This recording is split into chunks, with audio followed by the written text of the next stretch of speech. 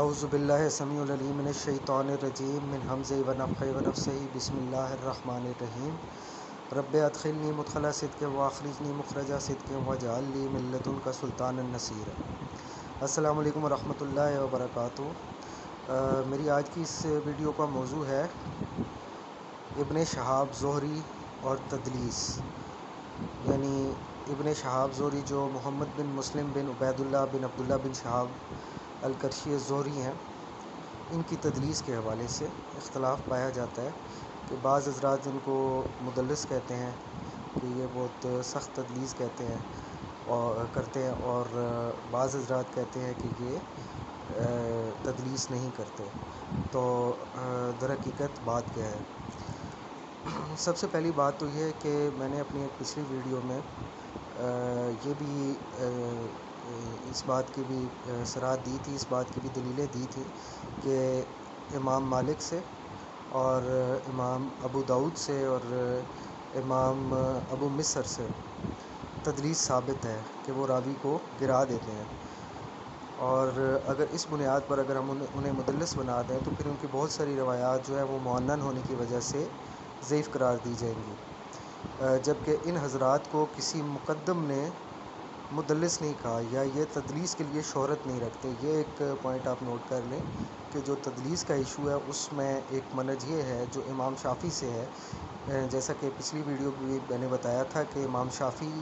یہ کہتے ہیں کہ اگر کسی سے ایک دفعہ بھی تدلیس ثابت ہوگی تو اس کا باطن ہم پہ ظاہر ہو گیا، تو ہم مدلس کی روایت تب تک نہیں مانیں گے جب اس میں وہ سماع کی صراحت نہ کریں۔ تو یہ امام شافعی کا منہج ہے، لیکن اس کے علاوہ دوسرے محدثین کا اور جو جمہور محدثین ہیں ان کا منہج یہ ہے کہ تدلیس جو ہے وہ اسی کی قبول ہوگی جو کثیر التدلیس ہے یا تدلیس کے حوالے سے مشہور ہے، اور یہ علی بن المدینی کا منہج ہے اور امام مسلم نے یہ اپنے مقدمہ میں بیان کیا ہے۔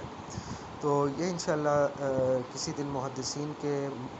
اس حوالے سے جو منہج ہے اس پر میں انشاءاللہ ایک علیحدہ سے ویڈیو بناؤں گا۔ آج کا ٹاپک جو ہے وہ زہری ہے، کیونکہ بہت سارے لوگ مجھ سے کویسچن کرتے ہیں کہ امام زہری مدلس ہیں یا نہیں ہیں، کیا ان کی معنن روایت قابل قبول ہوگی یا نہیں۔ تو اس حوالے سے ہم مختصراً جو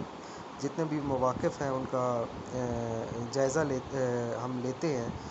چند روایات کی روشنی میں جو زہری کی تدلیس کے حوالے سے بیان کی جاتی ہیں۔ تو سب سے پہلی یہ ہے کہ سنن نسائی میں کی ایک روایت ہے، سنن نسائی کی ایک روایت ہے اور صحیح ہے، اس کو شیخ البانی نے بھی صحیح کہا ہے۔ ابو بکر ابن سنی جو ہے وہ امام نسائی کے شاگرد ہیں، وہ یہ کہتے ہیں کہ زہری نے ابن عمر سے دو حدیثیں سنی ہیں لیکن یہ والی حدیث نہیں سنی، یعنی کہ ایو حدیث صلاۃ الخوف، کہ یہ صلاۃ الخوف والی حدیث نہیں سنی، یعنی کہ زہری نے ابن عمر سے ٹوٹلی دو حدیث سنی ہیں لیکن یہ والی نہیں سنی۔ تو اس حوالے سے یہ پتہ چلتا ہے کہ زہری نے یہ والی جو روایت ہے اس میں ابن عمر سے یہ ڈائریکٹ روایت نہیں کی ہے، تو اس لیے انہوں نے تدلیس کی ہے۔ لیکن یہاں پہ یہ بھی بیان کیا جائے کہ زہری کا جو ابن عمر سے سماع ہے اس میں بھی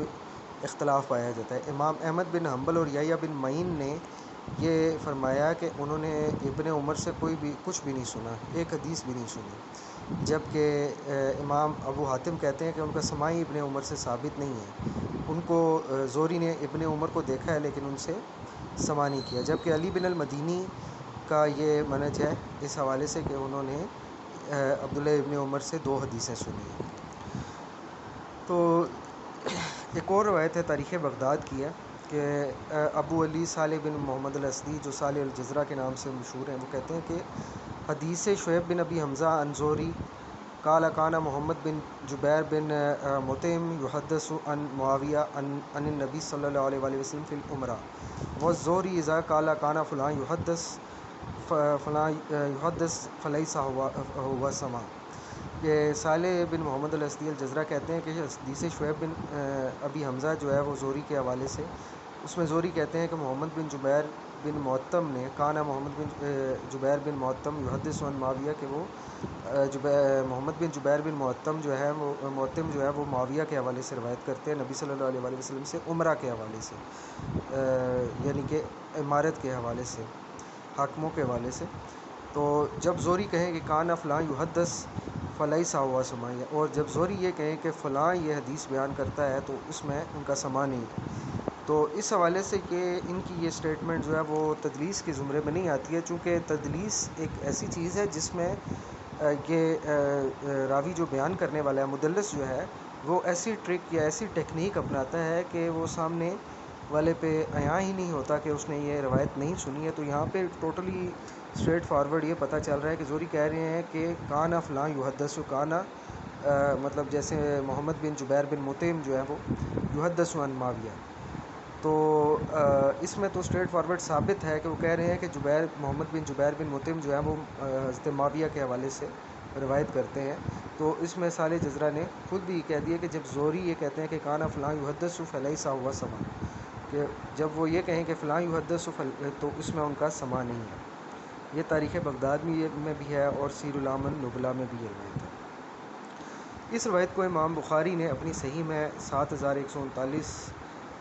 نمبر پہ جو ہے وہ نقل کیا ہے، اور حافظ ابن حجر نے اس پہ کلام بھی کیا ہے فتح الباری میں، کہ وہ کہتے ہیں کہ اس روایت میں کسی نے بھی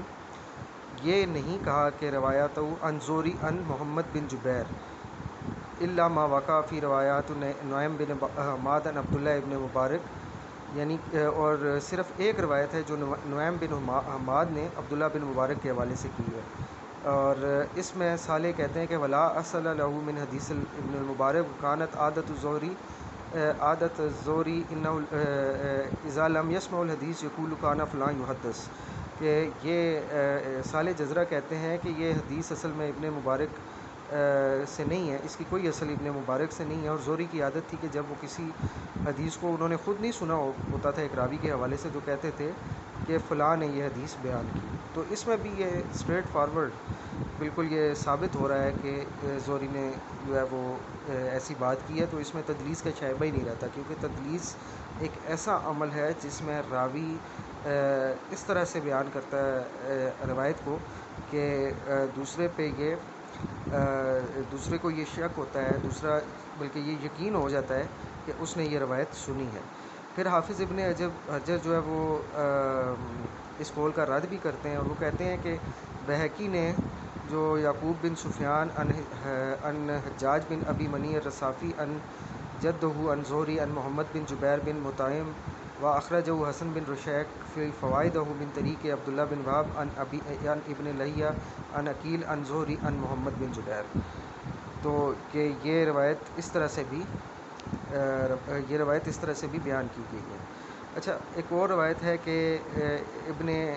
ابی حاتم نے اپنے علل میں بیان کی ہے زہری کے حوالے سے، جلد 1 صفحہ 324 پہ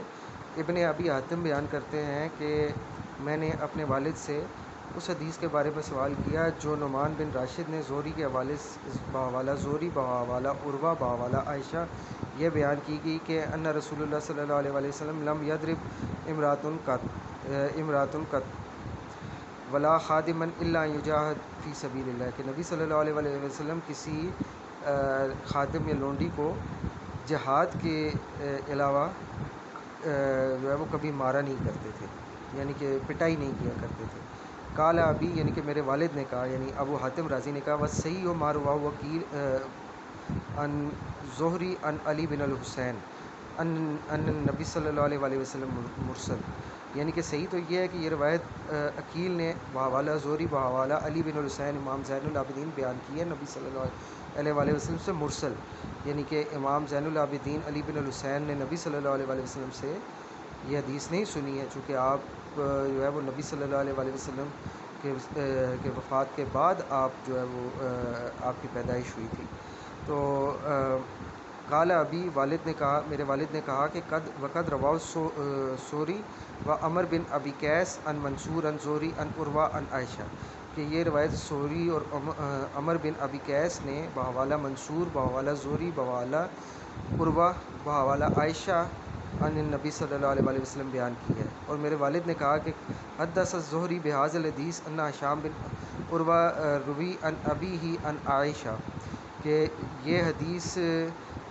زہری نے ہشام بن عروہ کے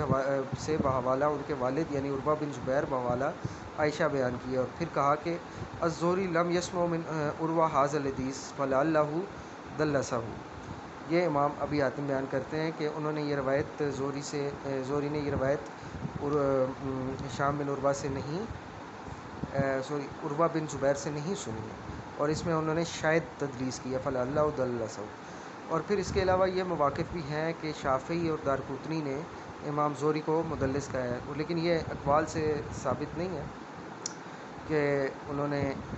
امام زہری کو مدلس کہا ہے، شافعی سے بھی اور دارقطنی سے بھی۔ اور یہ طبقات المدلسین میں حافظ ابن حجر نے یہ روایت بتایا ہے کہ شافعی اور دارقطنی نے ان کو تدلیس سے موصوف کیا ہے۔ حافظ ابن حجر نے امام زہری کو طبقات المدلسین میں اور النکت میں مرتبہ ثالثہ میں رکھا ہے، یعنی کہ وہ لوگ جو تدلیس میں کثیر ہیں اور ان کی سماع کی صراحت کے بغیر جو ہے وہ روایت قبول نہیں ہوگی، اور حافظ علیہ نے ان کو مرتبہ ثانیہ میں رکھا ہے، اور یہ کہا ہے کہ قابل الائمہ قولہ ان، کہ ائمہ نے ان کا قول قبول کیا ہے، اور یہ جامعہ تحصیل صفحہ 109 پہ ہے کہ وَأُرَىٰ مَا ذَهَبَ إِلَيْهِ حافظ علیہ هُوَ الْأُولیٰ بِالصَّوَابِ۔ اور یہ جو حافظ علیہ نے بیان کیا ہے یہ بات صحیح ہے کہ زہری قلیل الحدیث ہے، اور امام ذہبی ان کے حوالے سے کہتے ہیں میزان الاعتدال میں جلد 4 صفحہ 40 کہ یدلس فی النادر، یعنی کہ یہ نادر تدلیس کرتے ہیں، یعنی قلیل التدلیس ہے، اور یہ ان کی قلیل التدلیس ہونے کا ثبوت ہے۔ اور پھر امام بخاری نے 5995 میں نمبر روایت میں یہ کہا ہے کہ شعیب عن زہری قال حدثنی عبداللہ بن ابی بکر ان عروہ بن الزبیر اخبرہ، کہ امام بخاری نے جو روایت بیان کیا اس میں شعیب بن ابی حمزہ نے زہری کے حوالے سے جو روایت بیان کی ہے اس میں زہری یہ کہتے ہیں کہ مجھ سے عبداللہ بن ابی بکر نے بحوالہ عروہ بن زبیر یہ خبر دی حضرت عائشہ رضی اللہ عنہ کے حوالے سے۔ تو اس میں حافظ ابن حجر یہ کہتے ہیں فتح الباری میں جلد 10 صفحہ 427 پہ کہ زہری اور عروہ کے درمیان ایک شخص ہے، یعنی کہ عبداللہ بن ابی بکر، اور زہری جو ہے وہ یہ اس بات کی صراحت ہے کہ زہری قلیل التدلیس ہے۔ اگر زہری چاہتے جس طرح سے وہ عروہ سے دوسری روایات بیان کرتے رہے ہیں جس میں وہ انہوں نے تدلیس کی ہے، گنی چنی روایات ہیں، تو زہری اس میں سے بھی ان کو گرا دیتے، عبداللہ بن ابی بکر، اور ڈائریکٹ عروہ کے حوالے سے روایات بیان کرتے۔ یاد رکھیں کہ ایک مدلس ہے نا، جس کی تدلیس کرنا عادت ہوتی ہے، کثیر التدلیس ہوتا ہے، تو وہ اسی طرح کرتا ہے کہ وہ جیسے مثال کے طور پہ زہری عروہ کے حوالے سے تدلیس کر رہے ہیں، اگر وہ کثیر التدلیس ہوتے تو وہ بہت ساری دوسری روایات میں عروہ بن زبیر کے حوالے سے ڈائریکٹ بیان کرتے، اس میں ان کا ذکر نہیں کرتے عبداللہ بن ابی بکر کا۔ تو یہ اس حوالے سے ایک ثبوت ہے کہ وہ تدلیس میں وہ قلیل التدلیس ہیں۔ حافظ ابن حجر نے بھی اپنی فتح الباری میں ان کے بارے میں یہی کہا کہ وہ قلیل التدلیس ہیں، صفحہ 10 جلد 10 صفحہ 427 میں۔ اور پھر امام بخاری نے 2821 نمبر روایت میں شعیب عن زہری ایک اور روایت بیان کی ہے کہ قال اخبرنی عمر بن محمد بن جبیر بن مطعم ان محمد بن جبیر قال اخبرنی جبیر بن مطعم انہ بینما یسیر مع رسول اللہ صلی اللہ علیہ وآلہ وسلم، یہ حدیث ہے۔ تو یہ ایک اور حافظ ابن حجر نے یہ کہا فتح الباری میں جلد 6 صفحہ 35 پہ کہ زہری نے محمد بن جبیر بن مطعم سے احادیث سنی ہے لیکن یہ حدیث نہیں سنی ہے ان سے۔ تو اگر زہری کثیر التدلیس ہوتے تو اس میں عمر بن محمد کو جو ہے وہ ساکت کر دیتے اور ان کے والد سے ڈائریکٹ روایت کرتے، تو یہ اسی وجہ سے حافظ علیہ نے ان کو مرتبہ ثانیہ میں رکھا ہے۔ تو یہ زہری کے حوالے سے متقدمین کا اور متاخرین جو ہیں، جو بڑے متاخرین جیسے حافظ علیہ ہیں اور ذہبی ہیں اور حافظ ابن حجر ہیں، ان تینوں کا یہ کہنا ہے کہ زہری جو ہے وہ قلیل التدلیس ہے۔ تو